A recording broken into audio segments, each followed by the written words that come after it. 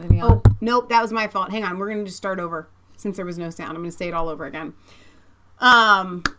Welcome back to Resistance Chicks. Oh, we started out by saying Szczęśliwego. I think you can say that in Polish just by itself. Can you just use it as a greeting? New Year, so that's Szczęśliwego Nowego Roku, but I think you can just say Szczęśliwego, like hello. Doesn't that just mean happy? No, because I don't think it goes in order. Okay. All right, so welcome back to Resistance Chicks. We are your hosts. Pen? It is the 13th of February, 2018. We received an extensive package from a Polish viewer, Is that the word Michael. you use? Thorough, jam-packed. That's, I think, the word. Extensive. Like, Okay, so now that you have volume, tell them when it was sent. it was sent on the 12th of December. I have no idea why it took 2 months to the day. We literally picked it up. You're going to read some of the letter, but I want to show them some of the things. This is from Michael. I think it's pronounced Michael. Michal. He's from Stargard, right? Stargard. So he sent like really interesting bookmarks and a really very interesting. Yeah, I think it was Customs that had it because it looks like they have torn apart the chocolate that was sent. The boxes look like they have definitely been ripped open. They didn't eat any of the chocolate or I would have had it. But they have ripped it open. Now, this is beautiful. I would love to visit all these churches and buildings, and it's just so here's the deal for those of you that have just arrived. To show you how old it is, like the 6th century, 10th century, 11th century. I mean, it's old. I still think I can use the word extensive. You can't stop me. Okay, use it. I think that the package is so extensive that we are going to take. It was sent like this, and I don't think that it is ripped. No, it's ripped open. The Customs opened this thing completely up. Is it missing a piece of chocolate? It almost looks like it, but no. Okay, no. Can we eat it now? I thought you want to wait till the end. But literally, they opened the whole thing. We didn't open this. This is Customs, baby. Anyway, this package is so extensive and so thorough. We are going to be taking you, or Michael, I should say, is going to be taking you and us on a trip to Poland. Our whole episode we don't even have to leave the couch. Is going to be covering all of the different things that he sent. And the different, okay, I don't know if you guys can see this, but he sent 4 of them. Aren't they adorable? I love them. Let me make sure that that's... Oh, yeah, you can see that. There you go. We're going to start with... We'll maybe, like, do a letter and then, like, a DVD or something. Okay. And Lee and I are going to take turns reading. Listen, if you're going to send a package all the way over from Poland, you better it might as well pack it full with all this stuff. And he did. And you know what? If you're going to send a package all the way from Poland and it takes 2 months, we're going to go over the whole thing. He even drew a little Polish flag. I love that. It's a little bit easier to draw than the American flag, I think. All right. Dear Resistance Chicks, at the start, let me just say I'm sorry if you'll find some language errors in this letter. We did not find any errors in this letter. Really. English is not my first language after all. My name is Michael. And I'm just some simple Polish guy. I'm 34, married, and have 1 son and a daughter in transport, meaning my wife is pregnant 6 months, and it is a girl named Zuzanna. I think... Do you pronounce it Susanna? It's Zuzanna. I don't know the Polish pronunciation of that. Yes, I'm pro-life, absolutely, and that is why my kids have a name from the moment we knew what gender they were. Actually, my wife miscarried our 2nd child, so Zuza is actually a 3rd one. In Poland, we have those places in cemeteries called a grave for the lost child. Every parent whose child was miscarried can light a candle there, and we do every time we visit the grave of our grandparents and our other family members who died. Yes, we are Catholic, like almost 90% of Poland. I have seen your videos praising Poland or just simply telling the truth about this country, my country, and the country I love. I was wondering what people outside of Poland think about it, and since I believe USA is our great ally, I also wanted to know what Americans think about what's going on in Europe and, of course, Poland. Those videos of yours I found among many other foreigners who are not buying the mainstream sewage media. Yes. Sewage, because stream is associated with something clean and nice, with spring or summer. Narrative about fascists or Nazis in Poland. This is all a lie, but I'll write about it in another part of the letter. I would like to send some Polishness in package to many of the YouTubers who are standing on our side, but you were the only ones who actually published your address, which is also a brave thing to do these days. So I'm sending you this package of Polish stuff because I would like to thank you for what you are doing and to thank you for doing it by yourself because you are seeking the truth. I'm sending you all of this stuff to let you know many Poles appreciate what you've done already. I also have become a fan of yours because I like your form of presenting the news and your happy attitude. Of course, let's not forget about those funny sister talks during the news. We don't argue. I don't know what you're talking about. I'm encouraging you to visit Poland, maybe November 11th, 2018. It will be the 100-year anniversary of our independence then. Probably the march in Warsaw will be the biggest patriotic march Europe has ever seen. But whoa. For now, at least have some piece of Poland in this package. Get your tickets now. Some traditional Polish candy that they're trying to break into. The customs agents have... Some books, DVDs, and souvenirs. They sent another one again. And then opened it. Just ripped it to shreds. I hope you will like it all. And we do, absolutely. And then he goes on to talk about his different YouTube name there. So one is vanilla and the other, I have no idea what. So Leah's going to let me try that at the end of the show. Yeah. Let's see. I'm trying to decide which one we want to do first. Let's show them these. Okay, yeah. Cookies that I'm very excited about. He sent 2 packages of these. Let's open one up to show them what it looks like. If we're going to open it, can I just eat it? Yeah, you can. She says I can. Smell them. They're gingerbread. Let me have it. Been 2 months in transit and they still smell fresh. And they're still soft. They're still soft. Oh, that's good. Oh, that's really good. I'm not sure I like watching people eat, but you should experience it with us. It's a little bit different than... Ooh. It is gingerbread. It is. But it's different than any gingerbread I've ever had. It's very squishy. Wheat flour, rye flour, caramel, powdered eggs, spices. It's good. That is really, really good. That's nice. That's very flavorful. So then he also, in addition to these pins... He sent this pin but the here. Packaging. I mean, we don't have packaging like that. It's just so pretty. Is from his hometown, the Star Guard. The Star Guard. It's rude to eat in front of us, Donna Terry says. I'm sorry. We got a magnet, baby. I like actually putting magnets on the refrigerator. The text says, "My little homeland." Should we Sydney? I don't know. But hang on. I know he had mentioned in one of these notes, and I have them out of order, and I didn't mean to. It was perfect in the package, even though somehow customs made it through it. With everything that he included here had like a little note to go with it. Right. But before I had looked at the date that it was sent, excuse me, I noticed that he sent a Christmas card. And I was like, Christmas card? How long has this been in the mail? And seriously, it says, Merry Christmas and Happy New Year also. Best regards from Poland. Michael and his wife, Beata. And I have no idea what the inside of that card says. But it's pretty. But it is beautiful. I get it. It's Christmas. It's like happy. But anyway, there was a... Here, pull all that out. There was a note that came with the souvenirs about his hometown that he had said, listen. Oh, maybe it's right there. Read that.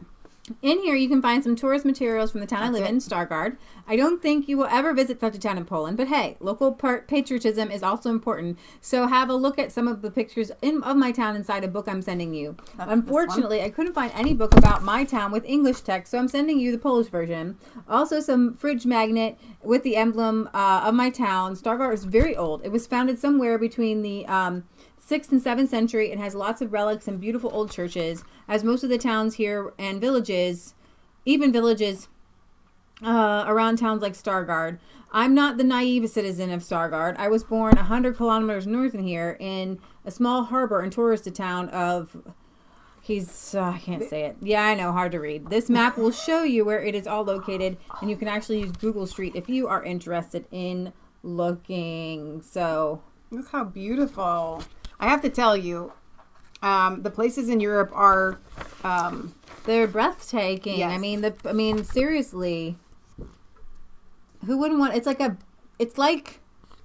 fairy tale. It is like a fairy tale. It's a fairy tale is what it is. Stargard's like the town of towers warmly welcomes you. I love it. I absolutely love it. Okay, so he also wrote another letter. Read this one. Okay. I am a Polish patriot. And I can't even imagine I could live somewhere else than Poland. I could have immigrated from Poland years ago. He has an experience as a programmer and would have no problem finding a job. He says he was a programmer for 20 years, and I was like, you're 34, son. You get started early over there. But I just can't live anywhere else. This is my home, and I love it. But I also have much respect and sympathy to the United States and the American idea of freedom and individuality. I believe the Constitution of the USA and the Bill of Rights is second best piece of law in the world next to the Ten Commandments. Amen. Now I watch those unthankful, whiny bastards who live in the USA and talk how bad their country is, how awful, I don't know, it's not that bad a word, how awful the U.S. history is and how bad Christianity is and how great Islam is. And I watch those kids with Che Guevara on their shirts and with their red flags talking about how great communism is. And I'm thinking, why are so many people tolerating this behavior? I see kids stomping on an American flag and it makes me angry. I'm not American. I would gladly hit those morons with a baseball bat if I saw something disrespectful like that. And I'm not buying the narrative that it's about free speech. You know what? People were dying under that flag so those ungrateful morons could go to school, where they are brainwashed to hate their own country. Very true. You are really up on this. I'm just like so shocked. Could read whatever they want, watch whatever movie they want, and talk whatever they want, and they are actually peeing on the same thing that gave them that right. Calling it a freedom of speech is like cutting a branch you are sitting on.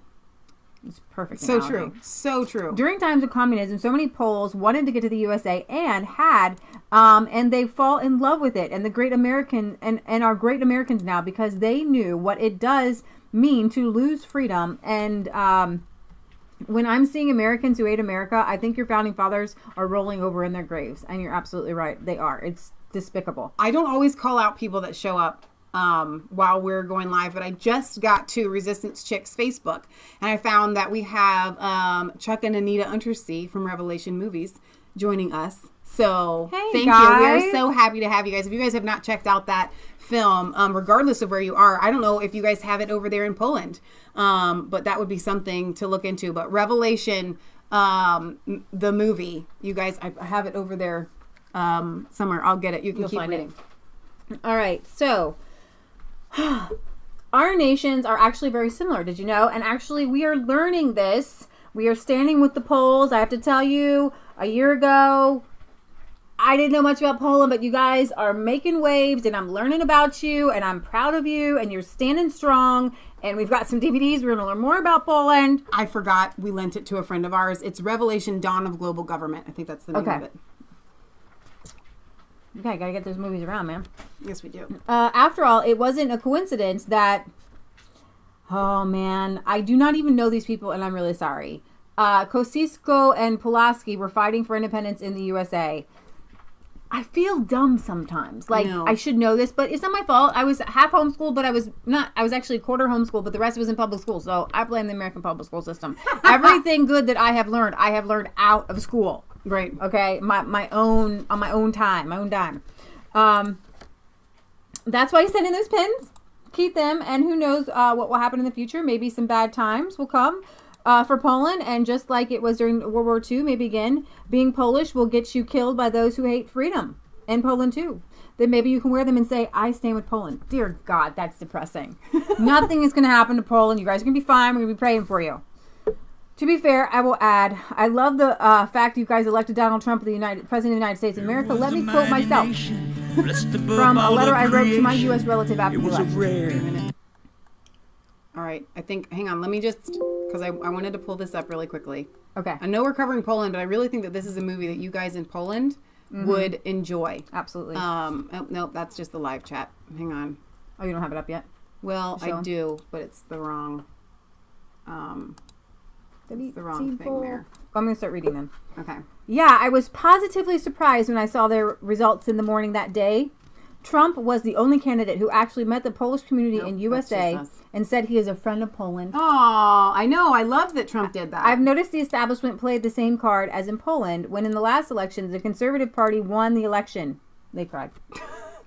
Now, all those special snowflakes are in the USA, which I find him calling snowflakes just... I know. hilarious. So I saw great. them crying and shouting really, but watching news and comments on YouTube and the U.S. News and Comments, I noticed that the colleges in the USA are raising those young people to be Hillary supporters and to be weak and irresponsible.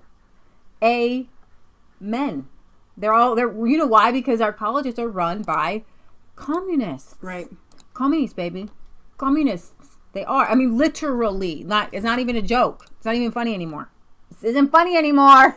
You got one communist teacher, and then they're all commies. Just whatever. Okay. Well, you know Barack Obama and Hillary, they're commies, but they're the top commies, right? Because that's what happens in communism. Not everybody's equal. There's something about that just never works out right. No, it doesn't. No. You always have an elite. All right. And they and teach them to blame the world for everything. And now the strange thing is all those idiots on the streets making chaos and talking about democracy when they can't accept the election results. The whole Western Europe is crying to idiots. But they have what they wanted, the multiculturalism that is destroying France and Germany and, of course, Sweden, which is totally messed up. And the countries like Poland and Hungary, our ally for a couple of hundred years in the so-called brother nation, really.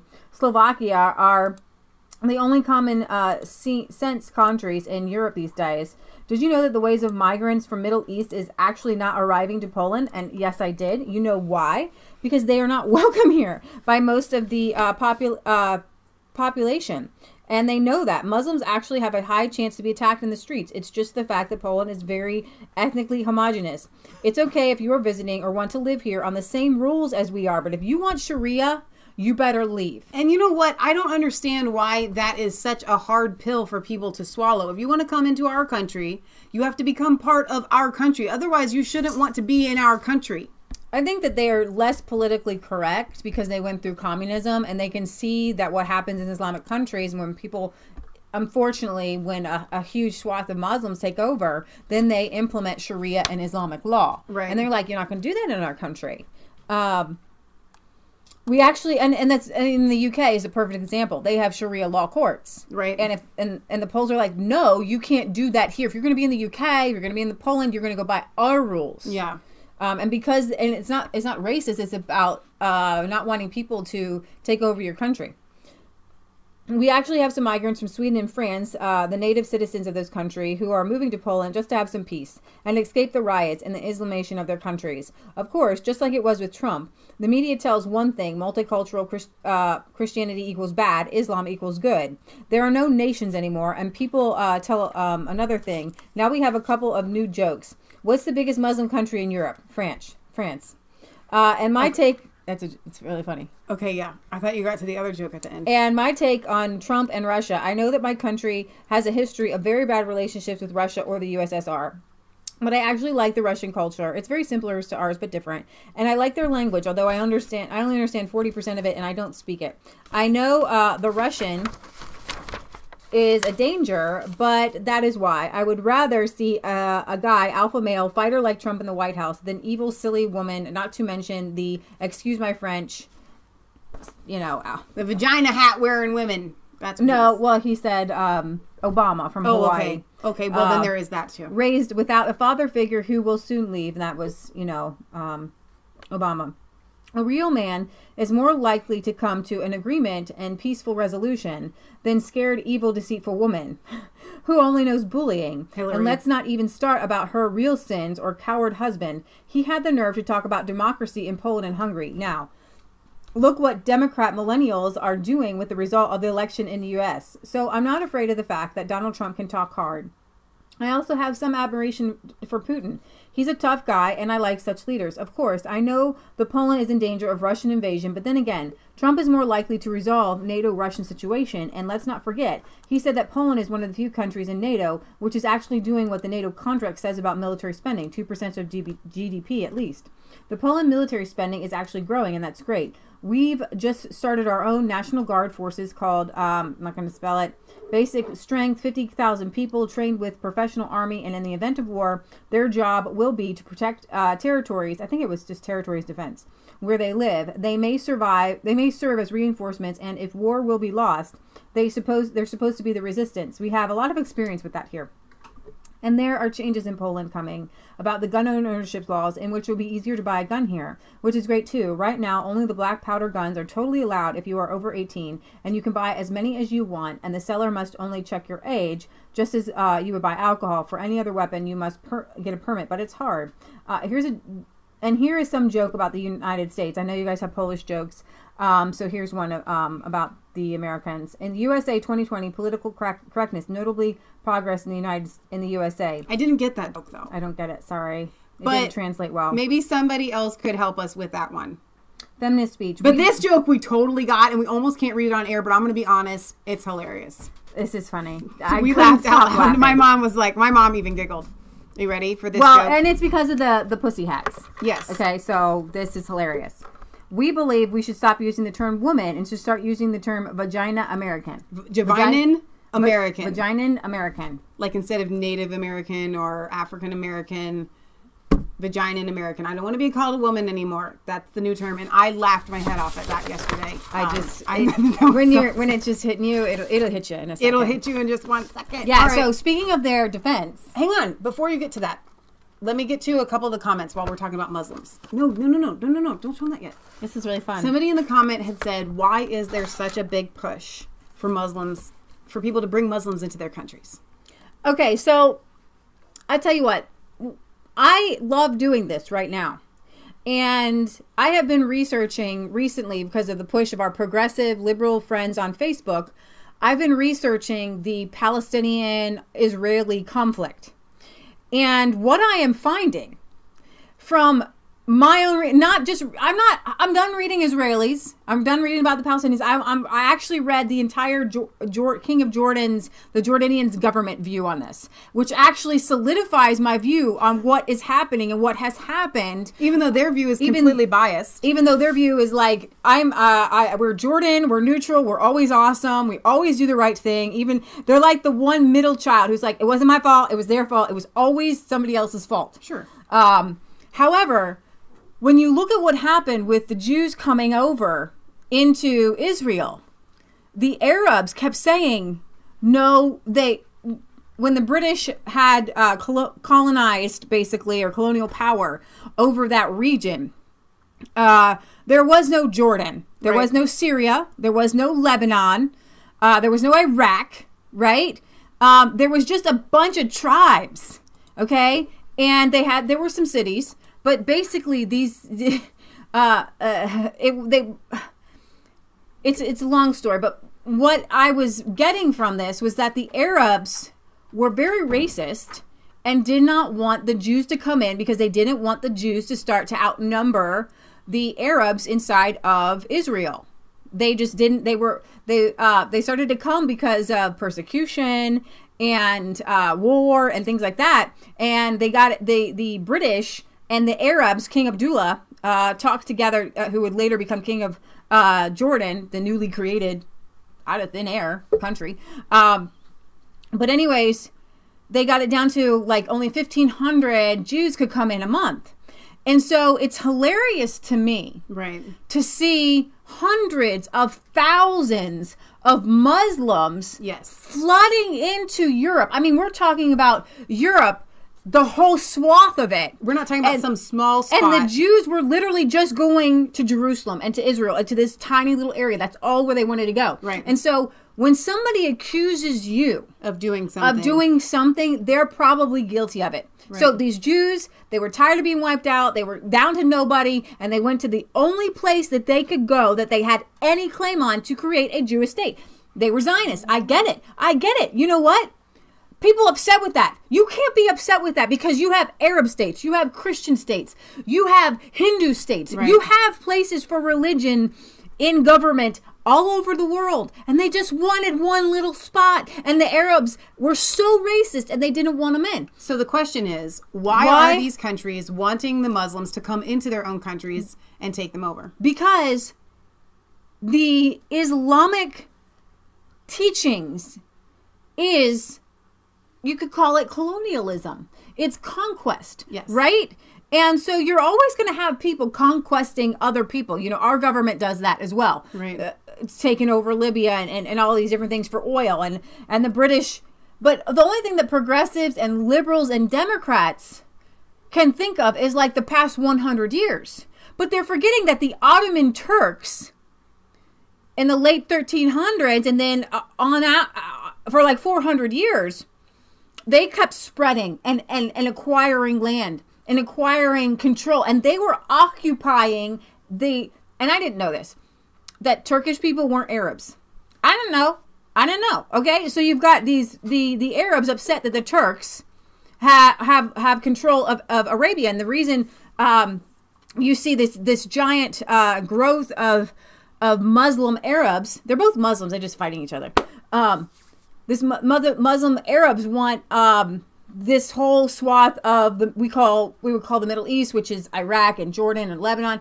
And so, but they all have the mindset of conquest and control. So, but the question was not why would the Muslims want to go there? Why would, let's say, Macron want to allow these people to come in? My answer is much more simple than yours. It's satanic.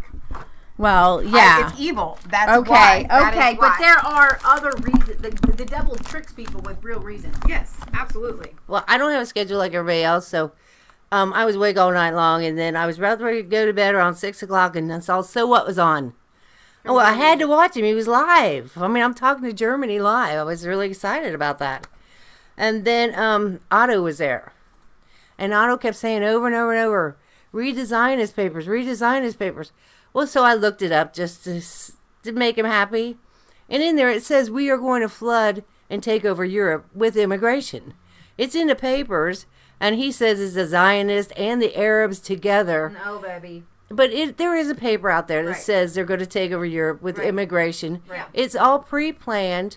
But you know what? God is moving. Right. I just made a paper, if you go into Isaiah 58 Ministries blogspot and look up Lynette Zhang in one of our blogs, and I talk about, you got to look what God has done since 2014 in the stars and in the heavens, blood moons, eclipses on Jewish holidays, and we have these huge eclipses just last year, and then we had another super moon. So you got to look what God has been doing for 4 years. He's been flooding the heavens with signs and wonders. So we got to forget what these guys are doing and see what God is doing. And it's great and it's fantastic. So that's what people get all mad about the Zionists, because in the papers they're immigration. They're going to use immigration to flood the world and take over the world and stuff. So it's written down. We know that's their plan.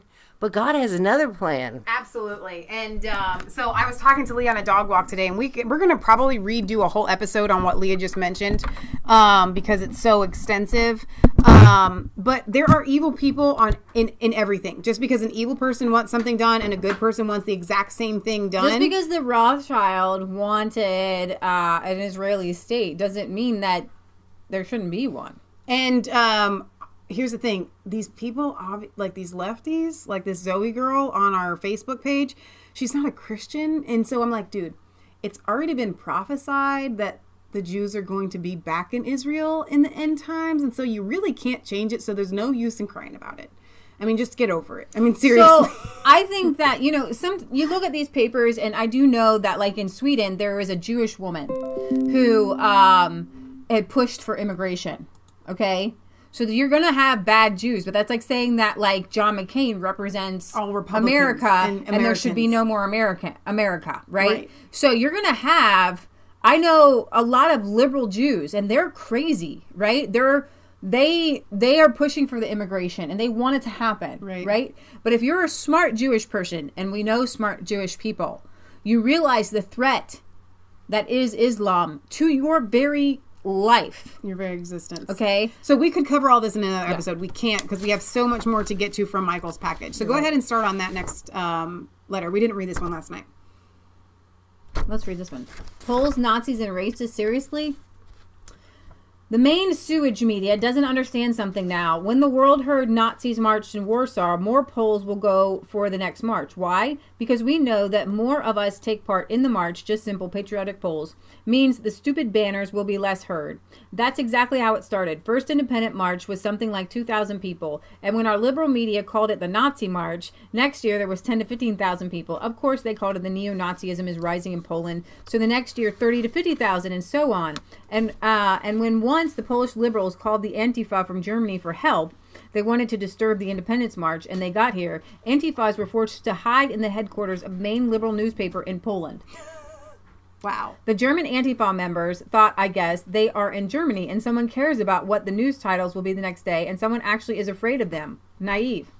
When they attacked people in historical uniforms and costumes, our patriots and soccer fans just crushed them. And the police had to provide security so they would be able to leave Poland in one piece. But hey, these main sewage media are just not learning from their mistakes. You can't intimidate Poles. You are a Nazi. But you can tick us off, since Poland was actually a country which lost over 6 million citizens just because of the Nazis, not to mention losses because of the commies. You can't intimidate us by calling us a racist.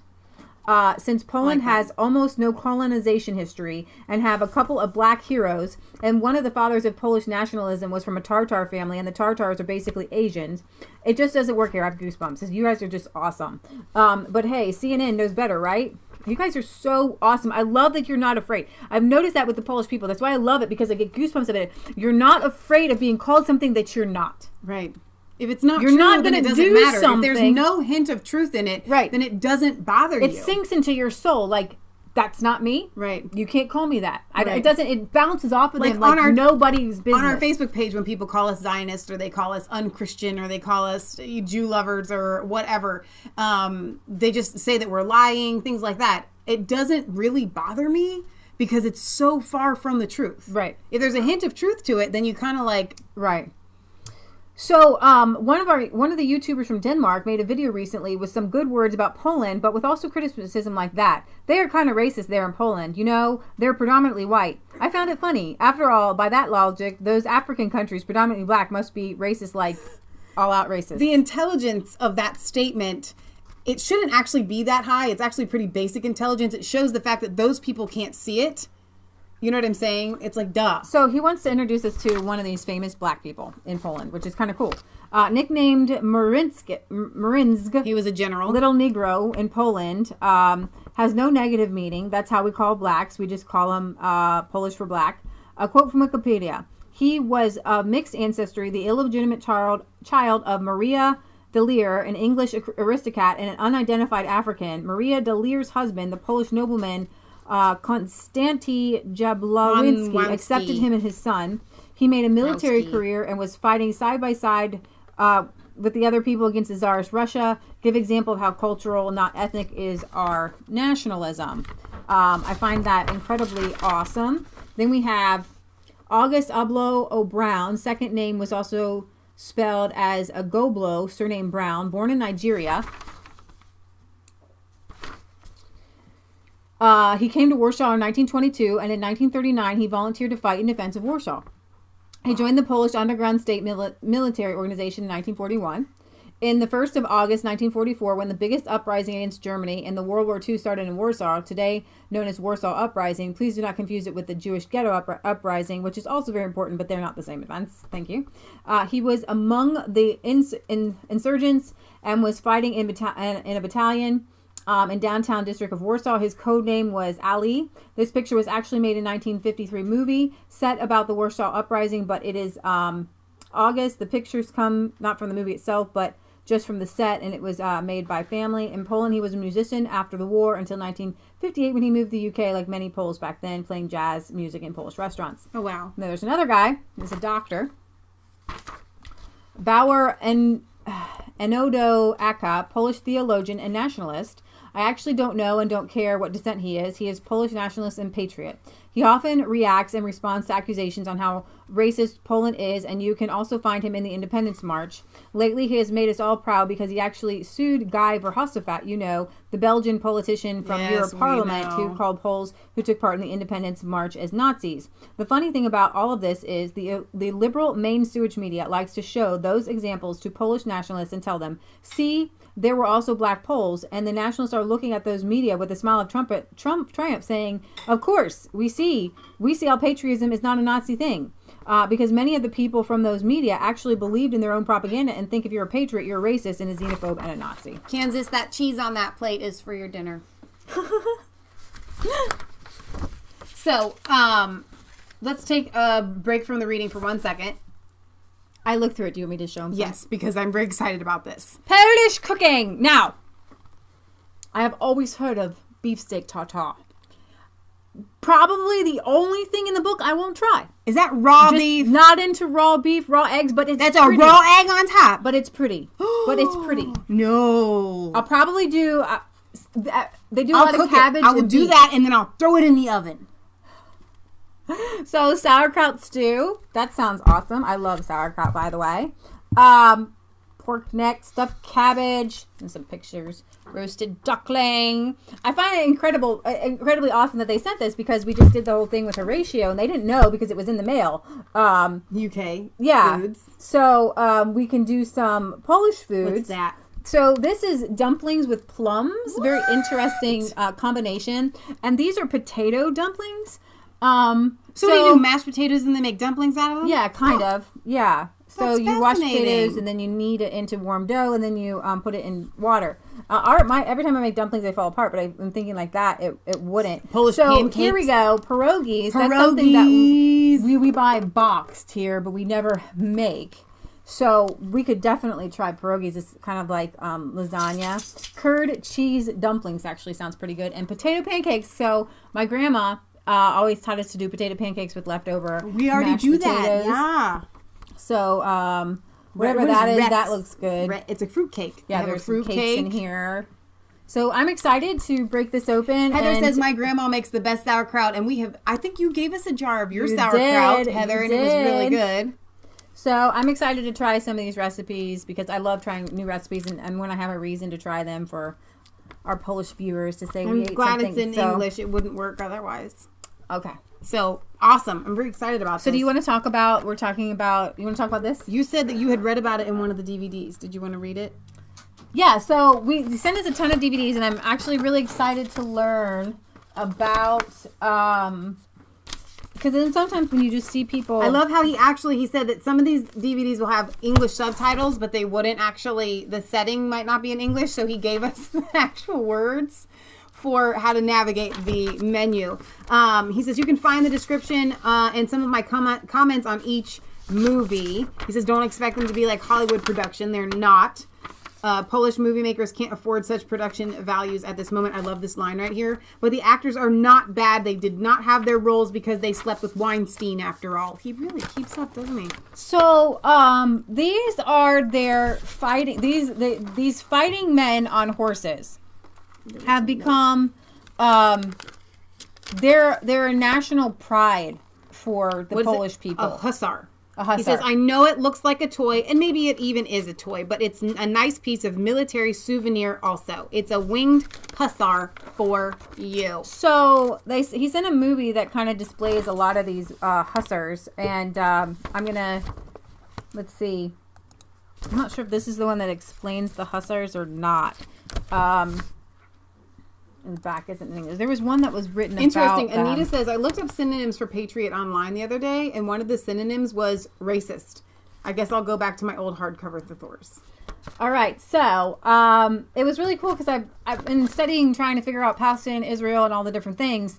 I figured out, like the whole Ottoman Empire thing. And let's put that there. So he tells me that we're going to read about this battle in this movie, which I probably should keep it taped on there until we've watched it, so I can. Which we are going to try to go through. Here's the thing: we are going to do a live program with Is Pod Prod Make Poland Great Again. Each pod Front. I think that's how you say it. Very against the stream. But Make Poland Great Again, their American program with Pastor Pavel and I can never. Probably Cornelia. I'm afraid to pronounce the other guy's name because I always get it wrong. Me too. I need to work on that. I'm going to work on it. In the summer of 1683, 300,000 warriors of the Ottoman Empire began the siege of Vienna. The fall of the city would have opened the way to conquer Europe. On September 11th was the main battle between the Polish cavalry and the Turks. Okay, this Ottoman Empire, the Turks, they had all the Middle East at the time. Okay, the Ottoman Empire was powerful and it died because they sided with the wrong people in World War I. Okay, and then they just and then the Arabs took over. Do you understand? Okay. In one of those moments when Poland actually saved Europe and had no respect for that, and one of the reasons was our King Jan II Sobieski was elected king, not some royal family member. The Polish winged hussars, right here, were the key unit in this battle and made Muslims remember to be afraid of hussars. Wow. Professor Kodadis, forget it, who is working for the Institute of World Politics in Washington, D.C., once said, why 2001 attacks from 9/11 occurred on 9/11? Because Muslims remember their history and we don't. See, Muslims in Europe, they didn't change. They were always like that. It's we, the Europeans, we changed. We don't believe in God anymore. And if we do, we are not taking our faith seriously. With some exceptions like Poland and Hungary, we actually call Hungarians the brother nation. All those intellectual inventions of our times told men to be weak, women to be men. I love this guy. You guys, it's so cool because, like, you're in Poland and we're in America and you guys are in Britain. It's like all sane people I don't want to be on the computer. I don't want to be on the internet. But how else is God going to put us together? Okay? Sane people in the world unite. I like that. Okay? Coin that phrase. Sane people of the world unite. Both to not have children and to give up the relationship at the first moment when something is wrong instead of trying to fix it. I love that that's the same issue happening in Poland that's happening in America. That's happening in the UK. It's happening in Europe. It's the same thing. Why? Because the devil doesn't change. He does the same thing to everybody. And to me, it's the commies. Stacy says from Rose of Sharon, at one time Poland was the epicenter for education after the Dark Ages. Then many came in and destroyed all that had been gained. And I have to say, I think that Poland did gain it back, though. They're gaining it. They're gaining. On the move, baby. They're on the move. All right. So, let's see. The liberal media and entertainment tells us all the most important thing in life is to have sex, and the most important entity in the world is you. Not God, because you are now your God, right? The socialism told people they don't have to carry the responsibility for lives anymore. I love what you're saying here. This is just blowing my mind, Michael. They don't have responsibility. They don't need responsibility for their lives anymore because in case something happens, they don't need to rely on themselves or their family or their friends. No, the state will take care of you. As we see in Sweden, people are unable to protect themselves. True. They can't protect themselves from rapists or from the people. They can't. They're not even legally allowed to. People are unable to protect themselves, to take care of themselves, and even when they are raped, no matter boy or girl, they say sorry to the rapist. I'm sorry, I had to report you, or I'm not going to report you because I feel bad because I know that you are from some Muslim African country and it's not your fault, right? But because Poland is located in such an important location, geographically it's the center of Europe, and geopolitically it's between childish West and savage East. All our generations since the, which century, I'm not sure, were challenged. My great-grandfather took part in World War II when Poles were forced to fight each other. Is he saying the 18th century? I think he's saying the 18th century. My great-grandfather took part in World War I when Poles were forced to fight each other because Poland was shredded in 3 parts, German, Russian, and Austrian, and was not existing on the map for 123 years until regaining its independence in 1918. Wow. My grandfather... And that's why it's the 100-year anniversary coming up. Now, when he said maybe we could come for this, I did say Resistance Chicks go to Poland in 2018. You never know. As the Lord leads, we always say. My grandfather was fighting in World War II. My parents were fighting against communism during the Solidarity movement, and my generation have to fight with the liberal media, with aggressive and destructive atheists, and most probably my kids will have to fight with the Muslim again, like many Poles long ago. But we in Poland, we know that already because the PC just couldn't work in post-communist country. There was an exception to assimilating Muslims, actually, the Polish Tatars. They are living in Poland for around 500 years, assimilated, and we were fighting on our side even with other Muslims. How did that come? How did that come about? Because the old Poland was very multicultural country in the right meaning of the word, not stupidity of today. After the religious murders in France, also known as St. Bartholomew's Day Massacre, a couple months later, words traveled longer back then. In Poland, the Polish Parliament signed a bill that granted the freedom of religion on the whole territory of Poland. Thanks to what we did not have any religious wars. But back then, there was no welfare state, so Muslims who lived in Poland had to work, not like today's Muslims in Western Europe. The law was based on the Bible, and they were forced to follow the law. They were allowed to live with Sharia law among themselves, but they had no right to force it on anyone else. And if they would try, they would be punished, and no one would tell how intolerant it is. And when they joined the military, they had to make an oath, of course. Failing to follow the oath, meaning betrayal, was punished by death. That's the only multiculturalism you have with Muslims and other savages. When you are not afraid of them and you respect your culture so much, you're willing to stand for it and force those who like to eat the fruits of the culture to respect it to or to leave. I love it. That is so very well said. So this movie, I'm sorry, I don't know the name how of it. to Can you say just hold it up in Polish, but it's about these Hussians and. It's not in English. So. Well, but it has English subtitles. Yes. So we'll do just fine. Yeah. Robin likes to remind us here that it was the Polish mathematicians that cracked the code of the Nazi Enigma machine in World War II. Yeah, that's really true. So, there were a couple of books here. Do you want to just keep going through the DVDs, or do you want to go through the letter?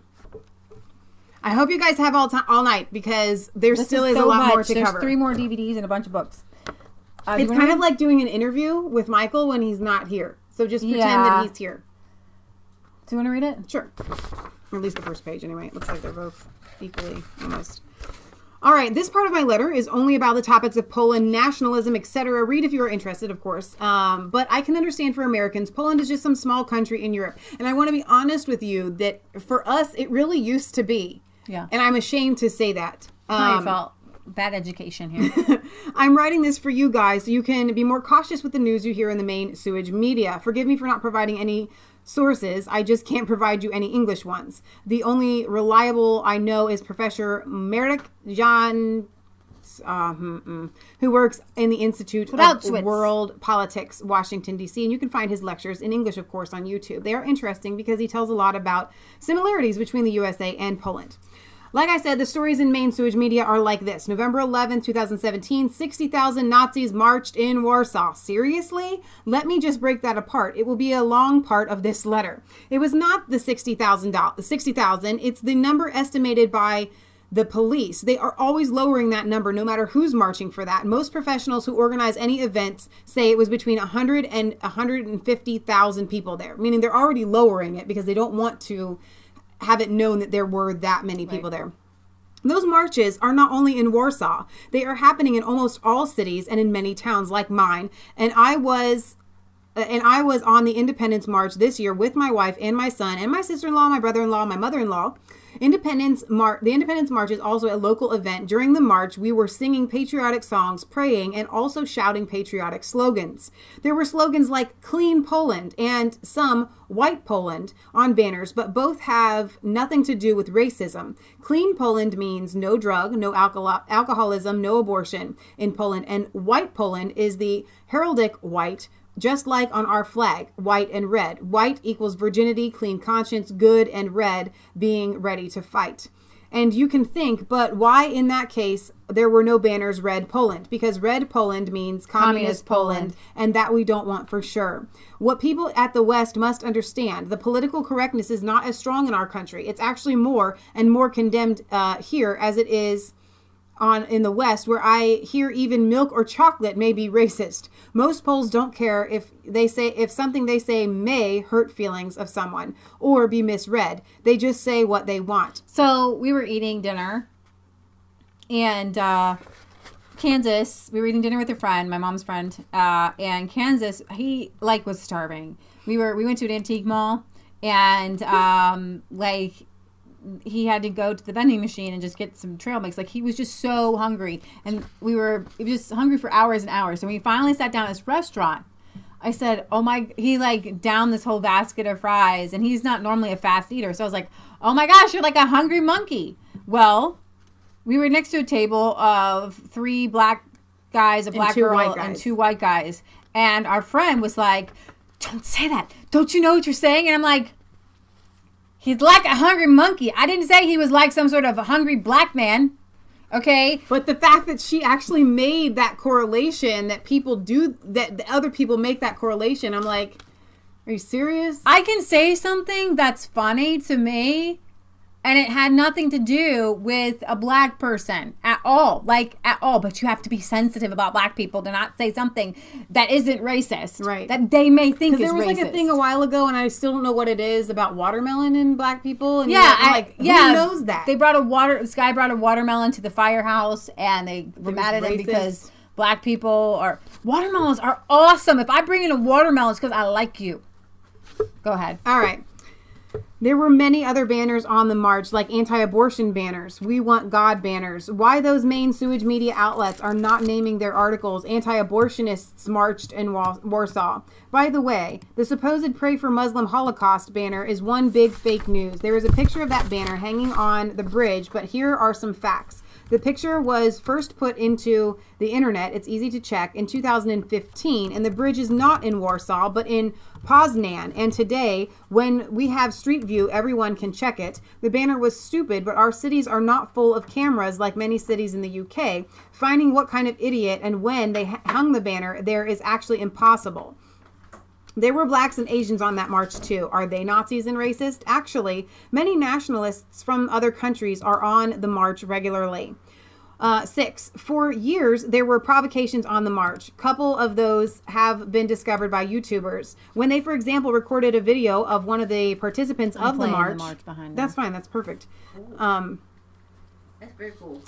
Of the march, shouting loud patriotic slogans, attacked journalists and started fights. He didn't know he was recorded and followed by one of the people on the march. And you know what? He was then found getting into the big police car and getting out of it with the police vest, ready to take part in cleaning the manifestation. The other example is the event when, during the Independence March, I think in 2014, the guard booth of the Russian embassy has been set on fire and burned, and of course the media said it was all Nazis from the march. But at the year of the last election, or maybe a bit earlier, we had a scandal with the main government officials being secretly recorded on many occasions. One of the conversations was between 2 ministers, and we're laughing how great it was for the Minister of Internal Affairs to make that provocation with burning the booth. Can you imagine that? In other words, the Independence March is a great field for provocations, and they are happening there. Patriot Gallery, what did you have to add?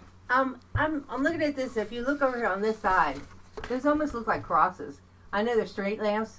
Oh yeah, they do like crosses lying right there. in the street. Leah got this word last night, and she got grain and something else. But within it, it's Ezekiel. I think it's very important to establish why do these certain people get to claim this certain land for themselves. In Ezekiel 28, Leah, you want to read Ezekiel here? Yeah. So he says, the whole thing. Well, just a few scriptures there, not much. For I will take you among the nations and gather you out of all countries and bring you into your own land. Then I will sprinkle clean water on you, and you shall be clean from all your uncleanness and from all your idols, and I will cleanse you. A new heart will I give you, and a new spirit will I put into you, and I will take away your stony heart out of your flesh and give you a heart of flesh. And I will put my spirit within you and cause you to walk in my statutes, and you shall heed my ordinances, and you will do them, and you will dwell in the land that I gave to your fathers, and you shall be my people, and I will be your God. And I will multiply the fruit of the tree and the increase of the field, and you may no more suffer the reproach and disgrace of famine among the nations. 28 say again. And you shall dwell in the land that I gave to your fathers, and you shall be my people, and I will be your God. Dwell in the land I gave your fathers. All scripture God decides. You even said is given to everybody. So this is actually about the Jewish people. And another scripture Leah had. Now that we're part of Israel, we all have land that God has given to us. We got to figure out where that is. Leah said earlier this summer, she said, God decides the borders. There's a scripture. It says God decides the borders. So this is their land that God gave their fathers, and they have a right to claim it. as their land. They're not trespassing somebody else's land. Right. Somebody's trying to trespass on their land. They can kick them out. Right. Fantastic. All right. Last bit of this one. 7. To finish the topic of the Independence March lies, I would like to tell you a funny story, but it demands from me to use curse words. You see, there were some crazy 50-year-old feminists, the worst case of feminist of these days, I think, blocking the way. In Poland, if you organize some manifestation, you must register in the town hall and give information about where this manifestation will take place, and you have to fulfill especially one condition. If there is any other manifestation in the same town at the same time, they can't cross each other, safety reasons. So when those feminists and their male allies, also known as manginas, I don't know if that's the curse word in, I don't know. I get it. The manginas. I think that's his other joke. Decided they will block the Independence March route. They actually broke the law, and police just simply detained them and got rid of the street by force. After the manifestation ended, they were released. After all of this, one of the feminists wanted to create a big scandal about supposedly some police officer during the packing them into the squad car shouted at her, sit down, you whore. And as an evidence, she presented a video footage with sound, of course, of this moment. She didn't know, of course, she should visit the laryngeologist, because immediately after publishing the footage, she became a laughingstock. Why? Well, even the police made the official statement about it, because when people started to listen to this, they found that the police officer was not shouting, sit down, you whore, which he was shouting something else, which in this case means get into the car, Coulson. And Coulson happened to be a nickname of one of the police officers. This became a topic of many memes, actually. In other words, the sergeant told one of his men to get into the car, and the feminist with ear problems thought he was talking to her and calling her a whore. So you see how all those media, those anti-patriots, anti-God, anti-freedom people are desperate to find something on us. That is really funny. Oh my gosh, that's fantastic. You should just let that play in the background. You want to go to one of the other DVDs? I hope you guys are having as much fun as we are, because we're learning a lot about Poland here. No, leave it there. Oh, I'm doing it here. All right. So Battle of Warsaw, 1920. Let me show you the picture of the front here and the back. Okay. All right. So Poland's winning battle. We're keeping this on here we know when we go to watch Poland's winning battle against Soviet Russia was seen through the eyes of two young protagonists, Ola and Jan. She is a Warsaw cabaret dancer, while he is a cavalry officer and poet and believes in socialist ideals. Some review from some American. I just learned of this movie through some Polish-American newspaper for the Detroit area. I loved With Fire and Sword, and from the looks of the trailer, that one should be even better. I can understand the previous review feeling the film is lackluster, as I have felt the same about many movies on the American Civil War, and I'm a big U.S. history fan and also do CW reenactings as a hobby, with which I participated as an extra in many films and documentaries. This part of history, Europe between World War I and World War II, is pretty much ignored by history buffs. True. In the U.S., a few of us in the Detroit area take a lot of interest in this particular historical segment, as not only are there many Polish Americans in the region, but Detroit had sent a large contingent of its young men to fight the Bolsheviks at that time, in and around Archangel. They were known as the Polar Bear Division. Yeah, it's still remembered in Detroit. I didn't know that. So he says, yeah, another episode when Poland saved Europe. This time not from the Muslims, but from the communists. At least the first wave. The next came 23 years later. And no one even cares.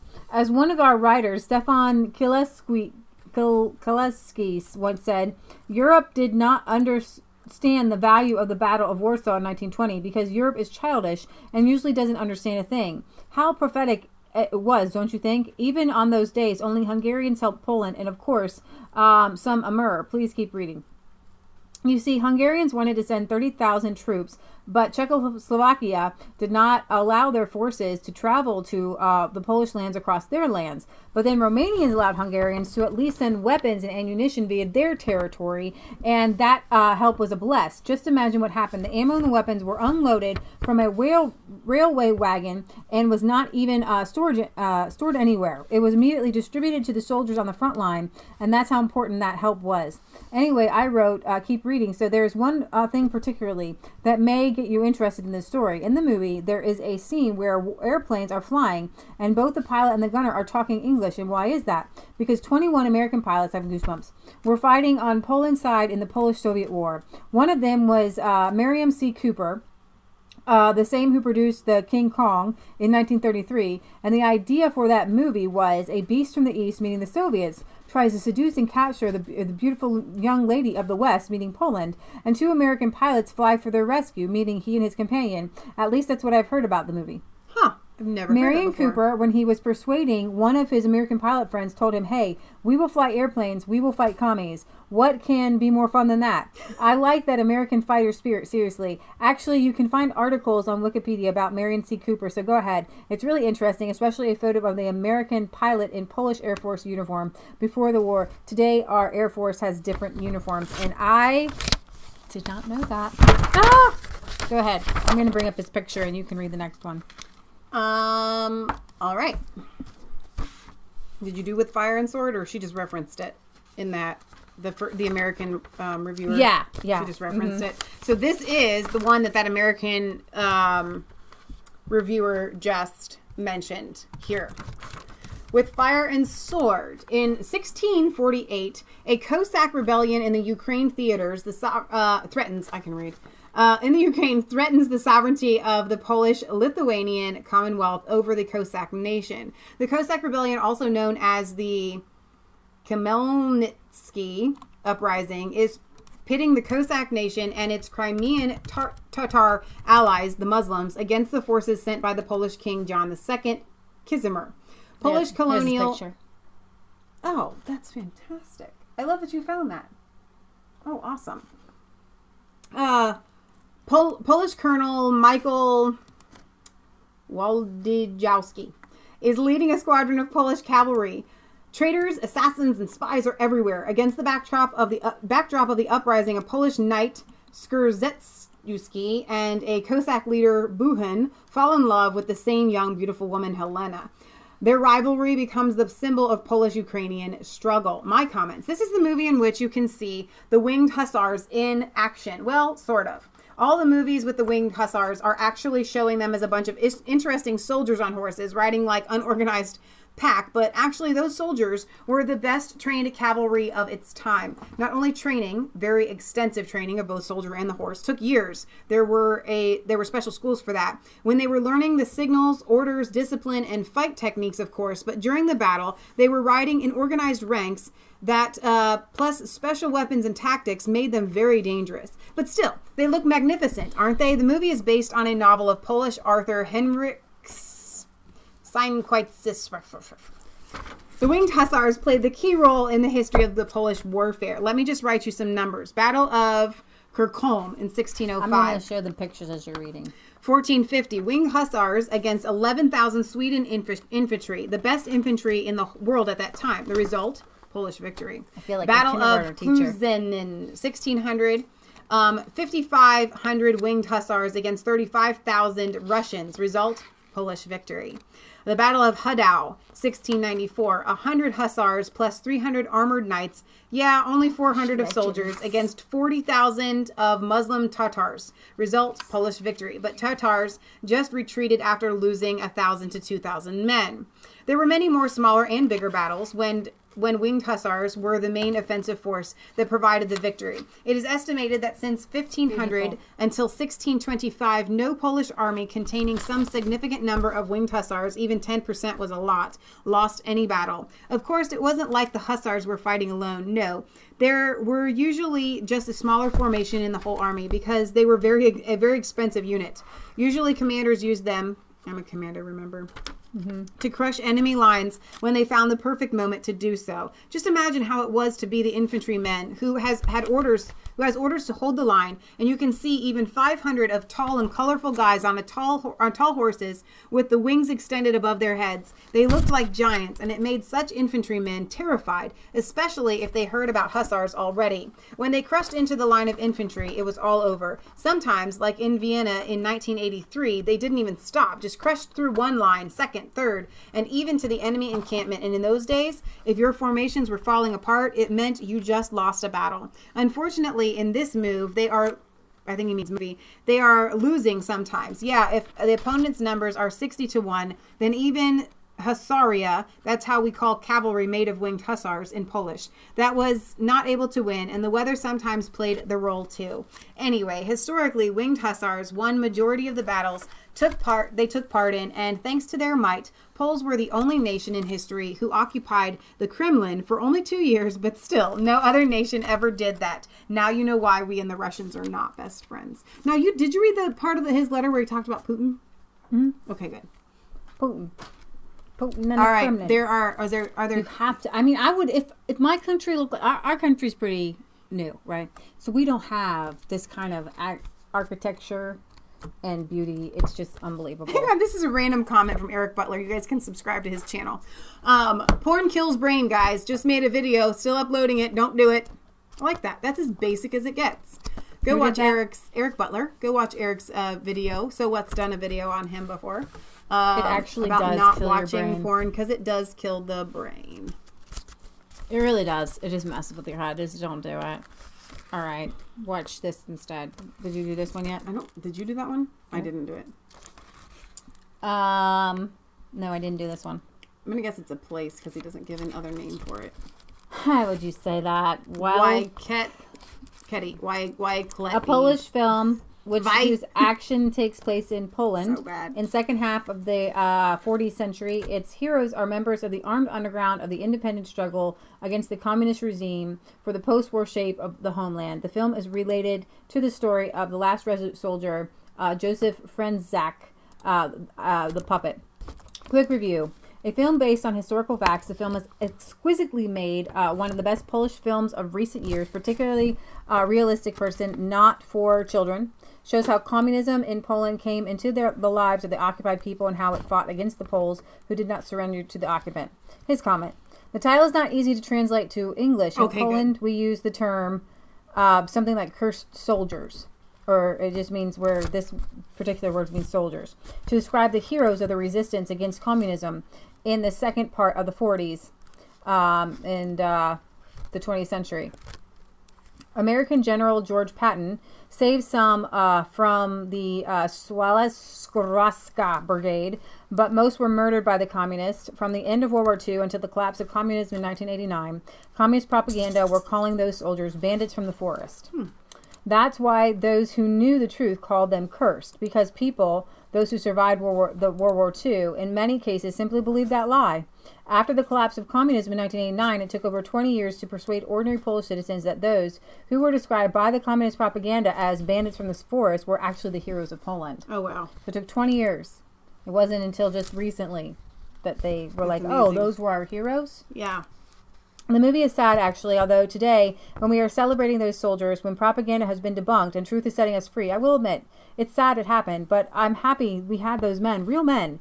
Many of those boys and men who were fighting with communists, they believe the West will start the war with the East soon, and they will be great allies for the West, located behind enemy lines, but it never happened. When last year, first American troops came to Poland to be located on our territory as our allies, I've heard many Polish people saying banner, slogan, cheers. We've been waiting 70 years for you, and finally you are here. Welcome. If that subject is interesting for you, look for information about Witold Pilecki, probably the biggest tough guy from World War II. He deliberately got himself captured so he could be put into an Auschwitz concentration camp. Yeah, that one. He gathered the intelligence there. When it was sent to Western Allies, no one cared. Killed some SS guards. How? He was one of the other inmates who were forced to wash the SS uniforms. Put typhus bacteria to implant on those uniforms. Oh my because gosh. of the sanitary conditions in the camp, they had access to those bacteria. He was helping his inmates with keeping their spirit, was organizing the resistance movement in the camp, but Germans started to see what was going on and decided to send some inmates out of the camp, deep into Germany. And that was the moment when he knew he must escape, so he will not be sent out of Polish territory, occupied by the Germans, of course. And he did escape. He was in fighting in Warsaw Uprising in 1944, did not mistake that with Jewish Warsaw Ghetto Uprising in 1943. The biggest uprising in World War II, when the underground army of the Poland rised against the Germans and were fighting for 63 days with whatever they had, and Soviets, who back then supposed to be our allies, they stayed on the other side of the river of Vistula, the main river of Poland, which flows through Warsaw, and did nothing, watching like Germans are murdering the civilian population and burning the city with flamethrowers. What did I call the biggest tough guy? Why did I call him the biggest tough guy? Because after the war, he was captured by the communists and spent some time in communist prison before being executed. He said Auschwitz was just child's play, and compared to communist prison, he meant. When they announced his death sentence, he said, "I've been trying to live my life so that in the hour of death, I would rather feel joy than fear." He was a Catholic, of course, and his wife says he was a handsome guy. Aww. That's awesome. Do you have the Polish March that you can be playing in the background again? I can. So he sent several books. Did you show him the bookmarks? Because I wanted to save these and use them in the books. I don't know if you did this one or not. Did you do this one in the beginning? Yeah. Okay, that's so. Let me make sure you did everything. Because then you can eat the chocolate. Mm-hmm. I think you did. So I don't know where there was a note when he was talking about the books that he included. This is so pretty. Because I know you read it. But, oh, here it is. It's right here. I love this part. Are you ready for this? Okay, I'm sending 2 copies of this book with photographs from Poland. You can give it as a gift to somebody or maybe organize a contest on YouTube and give that book as a prize. Do as you like. We're going to do a contest. I don't know what it will be, but I'll let you know what the contest is. Right. That's a good idea. And someone will get sent that book and we will mail it to you. Yep. We're not doing a contest for this book. We're keeping it because a couple of people in the comments were like, I would love to have that book. And we're not going to try to resend this in the mail. No. Okay, you open that one. So one is vanilla and one, I don't know what the other word is. Wouldn't it just be like a chocolate? Well, they opened this. I know they did. They did test it. You know what? I don't care. It's like squishy. Is it like marshmallow maybe? Oh, it's a marshmallowy. Like Cadbury eggs. Oh. No, not Cadbury eggs. Oh my gosh, that's really good. It is really good. It's not like a marshmallow though. I mean, we each tasted the same thing? I don't know. Let me have yours. This one was vanilla. Wow. Oh, it's good. Ooh, it's like dark chocolate. That's what it is. Yours is dark chocolate and mine is milk chocolate. Oh. Okay. Okay, so I'm trying to describe the flavor. It's kind of nutty. Like I don't coffee. taste nutty. Like I'm thinking like hazelnut. No. Like kind of has like the hint of coffee. This is some of the best chocolate I've ever had. It's really good, but it's not like a marshmallow, but it is kind of like a marshmallow. That's totally different. Is it really? Yeah. Okay, hang on. That's totally different. No wonder I said nutty and you were like, what? No, the blue one's different. Oh my gosh. Oh wow, that's totally different. But they're so good. Oh my gosh, this is so good. Oh wow. They're milk. Can you see now why I said nutty and coffee? Oh man, that's good. This is just like dark chocolate, like that. It's like really good. Like the flavor. I don't know how to explain it. I know. We haven't eaten dairy It tastes fancy. Like mocha. Thank you. It's kind of like a mocha. It tastes. I don't know what to say.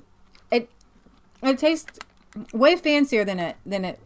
How do you say it? Decadent. It's decadent. That's the word. It is definitely decadent. It's decadent. It's like there's... Okay, American chocolate, right? Can you show the packages? We did in the beginning, but we can show them again. This is what Customs did to this package. Destroyed it. Destroyed the package. I'll let them just see it, though, for a second. This was the one that was kind of nutty and mocha-y. Oh, my gosh. Right there. Okay, so... American chocolate has been... I think it's been hijacked... It tastes bland. It tastes like really over sugary. Yeah. It doesn't have a lot of flavor. You know what I mean? American chocolate's too sweet. It's too sweet. This is almost too sweet though, but it's not. But it doesn't have any flavor. This has like flavor, like they infuse like high quality ingredients into this. I wish I could read the back of the box to find out what's inside. No, you can't. It's in Polish, dude. That's so good. No, it's in English and Polish. Oh, really? Yeah. What's it say? Sugar, cocoa butter. Cocoa butter. Yeah, dried whole milk, cocoa mat, dried whey. It's got the kind of same ingredients that ours would have, dried cream, but it tastes better. Like there's more flavor to it. We did not get any custom charges. Jack Russell was wondering. I know in the UK you guys have that sometimes. I don't know if that's like a worldwide thing, or sometimes you can mail something to somebody and they can't pick it up until they go to customs and pay it. Two totally different flavors. Wow. Like I thought this one was really flavorful, and then I tasted this one and it's even more. Like I thought this was like, oh my gosh, and then I tasted this one, like it just pounces right in your face. Okay, here's what we're gonna do. Each package has 2 of these in there. You're gonna get one with your name on it. Because if we don't, Leah will go all day without eating food. She will eat nothing. And then just down like something like this. And that will be her food for the whole day. That's not true. Kind of true. I wish I knew a Polish song to sing for you guys. I know. I don't have a Polish song either. First of all, I would have totally paid anything at customs. This is unreal. This package is so extensive. And if you guys...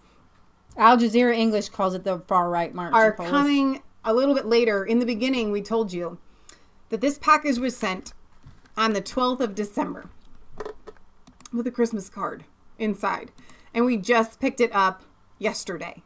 So, and I think it had gotten there like the day before or something. It was literally 2 months getting here, and well worth the wait though. So Michael, I hope I'm pronouncing your name correctly. That's how we would pronounce it here.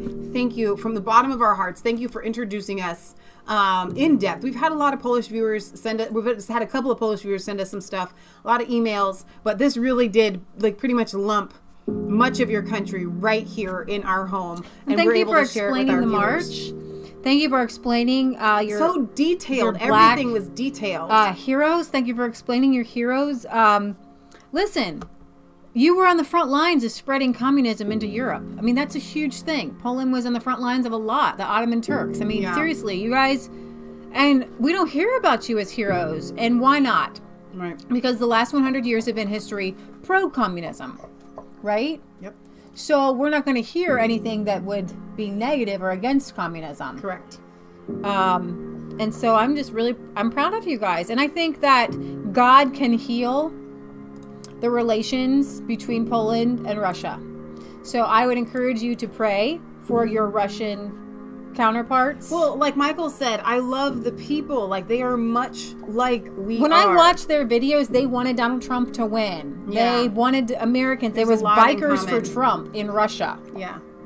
And so, of course, you're going to have a lot of corruption left over from communism, and it has to work itself out. Right. Like a cold or something has to be washed out. And with the blood of Christ and with God's healing the entire world right now. Yeah. And we're in a battle, but we're finally winning. It was really sad to hear about the fall of communism and having Poland fight off and defend themselves and get their independence in 1918, only to have to fight against to fight off the communists, and then to fall to the communists again.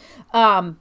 So it's sad, but you guys are going to come out on top. Just keep your faith in Christ. Keep yourselves united. Keep getting in the Word of God.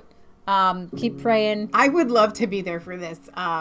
Absolutely. So we will pray as the Lord leads. I'm definitely not making any promises, but my heart is that I would love to be there. Well, absolutely. As an aside, Christina Anderson came into the chat and she says, "Hi ladies. So I've been sitting in Johns Hopkins Hospital ER in Maryland since 12:30 p.m. today. Aww. Over an 8-hour wait time for my mother to be seen. Absolutely unreal.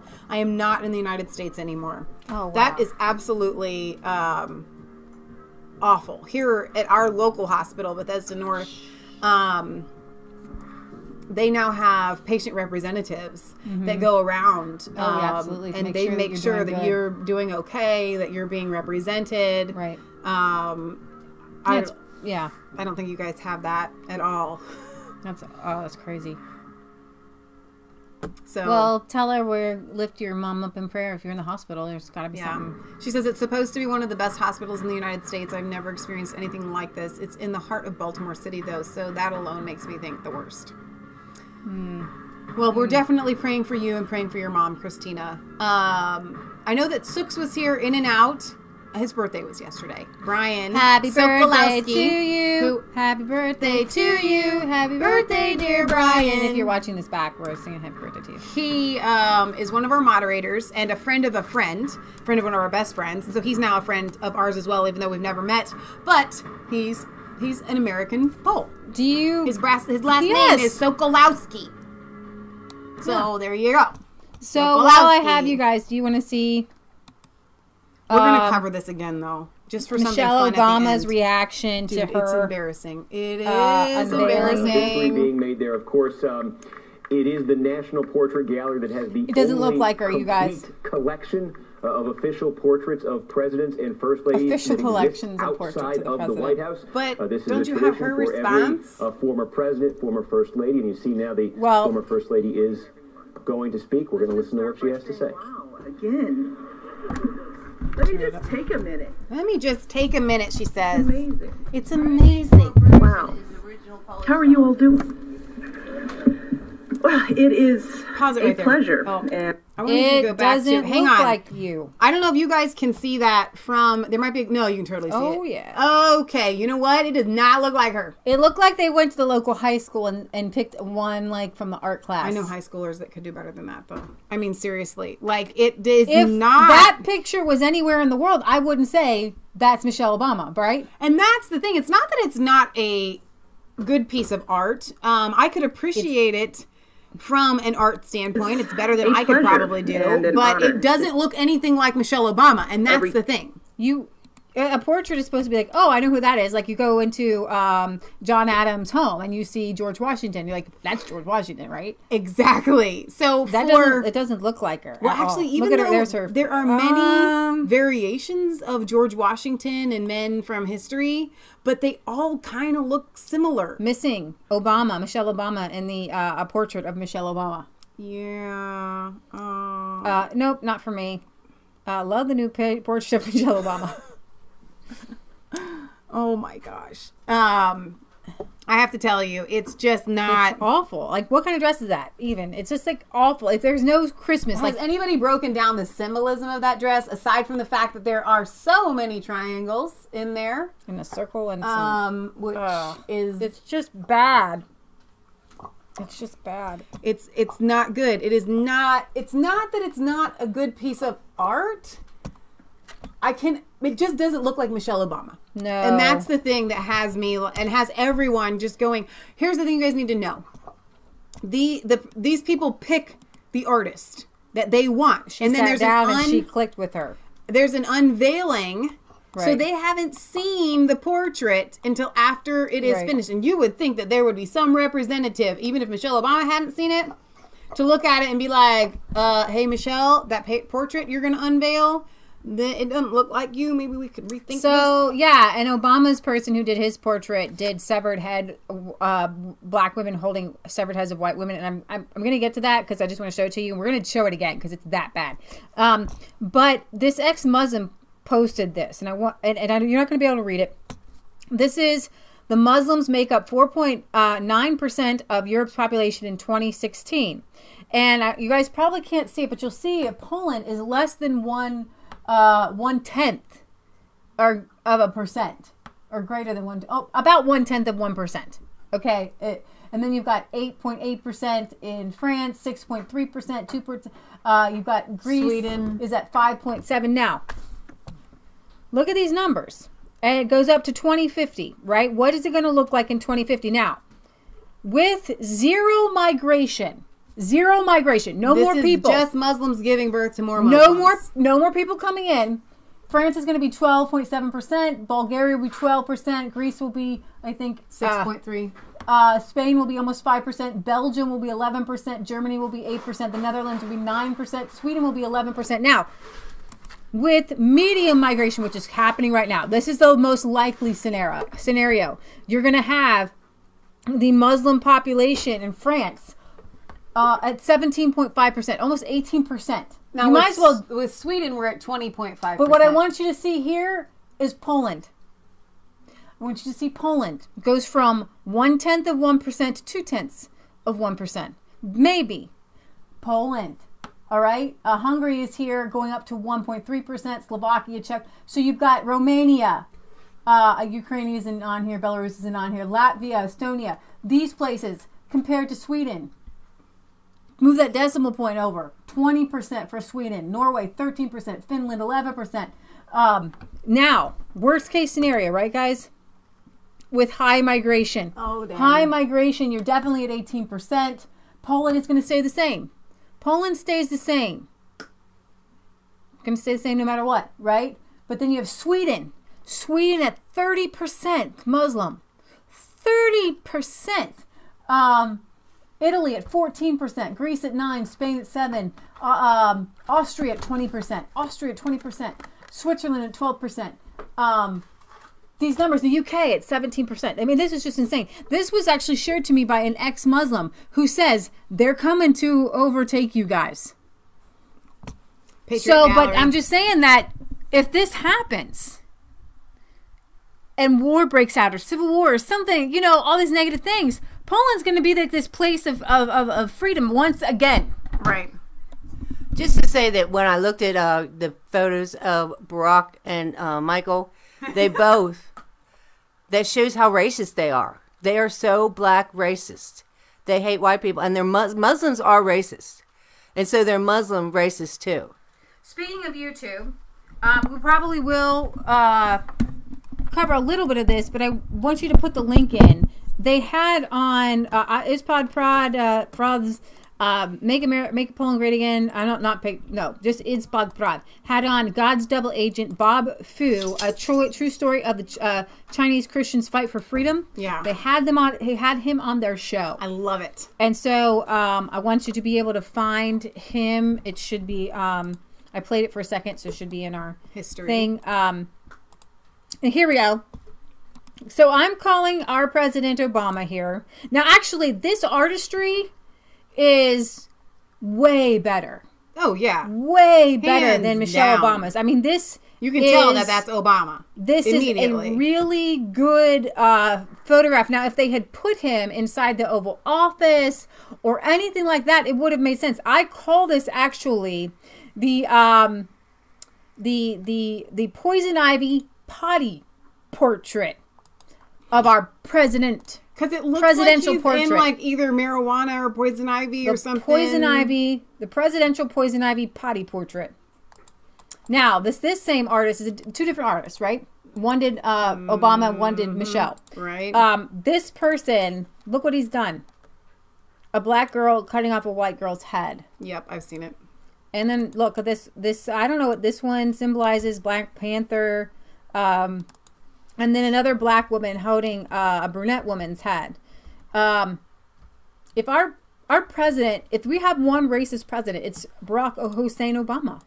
He is so racist. He is a black supremacist racist. He is. We'll probably put this segment together with that video from that white guy who says, "Stop calling me a racist." It's a rapper. It's such a good rap. It is a It's really like, good stop rap. calling me a racist. And I love with Poland, like, I'm not a racist. And when I hear, here's what I'm learning from Poland. Like, I'm gaining the strength from Poland to let it come off my shoulders. I am not a racist. They keep telling me that I am. Like, all people who voted for Trump, all people who support Trump, all Christians or whatever, they're all anybody who might identify on the right or libertarian, you're all racist. Right. And I'm like, because they keep telling me, yeah, but you do this, or yeah, you did this. And I do think about reparations. I do think about the black people in this country. I do think about how they were treated badly, right? But I'm not a racist. What? I deleted one of my never mind. I was going to bring up this. This is racist. What if exchange it for 1 second. Hang on, here we go. This is, where have I seen this before? You see that? Oh my gosh. Is that not I didn't hilarious? see that. There's that. That is the that. communist. Is that his dad? I think it is. That's Daddy. Yeah. That's Daddy Kim. There you go. From North Korea. He's a commie. Our President Obama is a communist. I can't confirm this, but one of the people in the chat just a minute ago had said that this artist, I think it was Devonna. Jasper. I think. I love you, Benny.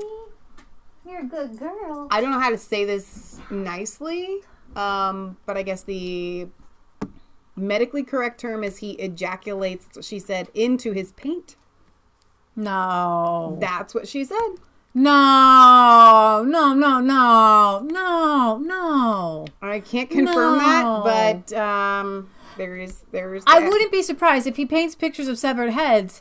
You know, these people, like, these artists get so weird. They, you know, like our government paid for, like, feces and blood painting and smearing Christ paintings. And artists get real crazy and weird in their head. I mean, look at Van Gogh, baby. I mean, it's just icky. So, yeah. She says, look it up.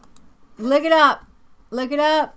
I don't know. But, yeah, we'll probably cover this if we go live tomorrow again. Presidential poison ivy putty Did painting. you put it side by side with the paintings? There was somebody had put it in the comments, and they actually put it all together so you can see the paintings in his house. His stands out. Yeah, we'll do it tomorrow. Okay. Compared to our other presidents. Yeah. Kelly says it was noted by the artist. Alex Jones can confirm it. Well, that's nice. Whoever's putting up that painting, like, hey, don't touch it, baby. No, don't touch it. No. That should be illegal, by the way. Like, illegal, especially in a presidential. Jasper's behind me, our dog. I love what Donna Terry says. Michelle actually said that I'm so ugly that I had to stand in, and they actually painted my stand-in, and I had to have a stand-in, and they actually painted my stand-in in error.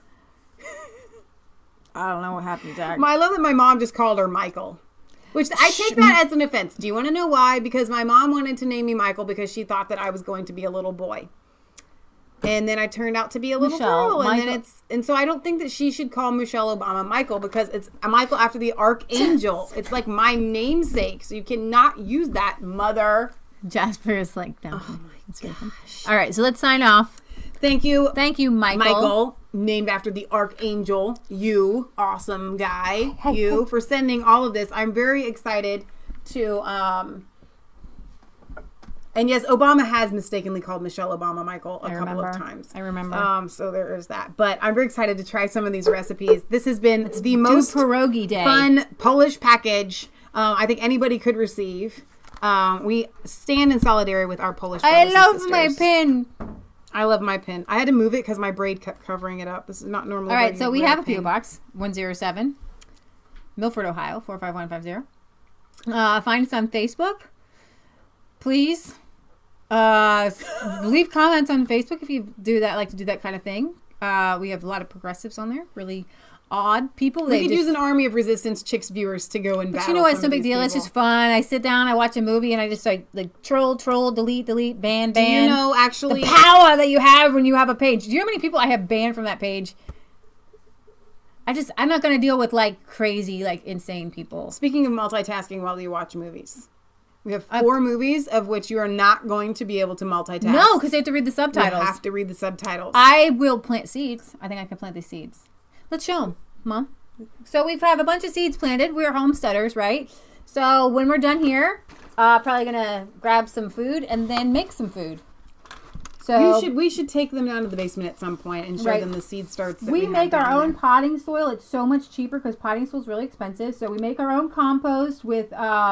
mostly horse manure from a friend of mine and leaves, and that gets really hot and it breaks down. And then we add pig manure, and the chickens get on there, and then we add vermiculite and perlite. They're both derivatives of volcanoes, right? So you can buy big bags for like $17 or $18, and it'll last you for so long. Big bags of the vermiculite and perlite, the little white things. What do you wonder what the little white volley things are in potting soil? Well, you can get a bag of potting soil, like 3 cubic feet, for like $12 or $13, right? We go through so much, and we put in our pots and everything. We couldn't afford it. I'm like, what are you doing? And I buy a bag of peat. I buy a bag of peat moss. Sorry, I got fuzzies. The vermiculite and perlite. I mix it with my own compost, and it's just rad. I just can't even tell you. It's like free. Patriot Gallery, one more thing. I'm sorry, but you said reformations, but in 1930s. They stole all our land. They did. Nobody owns land anymore. And so we have to get back to the Bible and ask God, what land did you give my forefathers? Preach it, Mama. And whatever land you gave your forefathers is yours. We can't, give the black people reformations because we weren't guilty of it. But, during the 1930s, we did have land that God did give our forefathers, and God's going to give it back in the year of Jubilee. Amen. 2016, 17, 18. Can you eat this for dinner? No, you cannot eat that for dinner. No, you cannot. Okay, 2 comments I want to get to. Kathulu. I'm probably mispronouncing that. Hi, girls. Greetings from Poland. Almost 4 a.m. here. Time to go to work. I didn't even has think no about feminazi that. agenda of equality. Another day at construction. Why didn't we go live during the day? Because this is the time that we had. I'm sorry. We do the very best we can. But the Polish people are really good at watching it back. If you guys have not seen the video that we did, linking with our Polish sisters with their... I ain't a feminist, baby. I'm a woman. I'm not a feminist. Go and watch that video. I will try to put the link in the description so you can see it. They're doing it. They started it, and I was so happy to be part of it. And we're going all the way to support them. On our Facebook Live, we have a commenter that I really appreciate it. Sunday Ann says, "Hi, Jasper." There's Jasper. She was down at our feet. "I love you, girls. I started watching you about 2 months ago. The past few days, I've been watching your past shows 24/7. May have a bit of Polish ski in myself. Yes, go down in the basement to see the plants."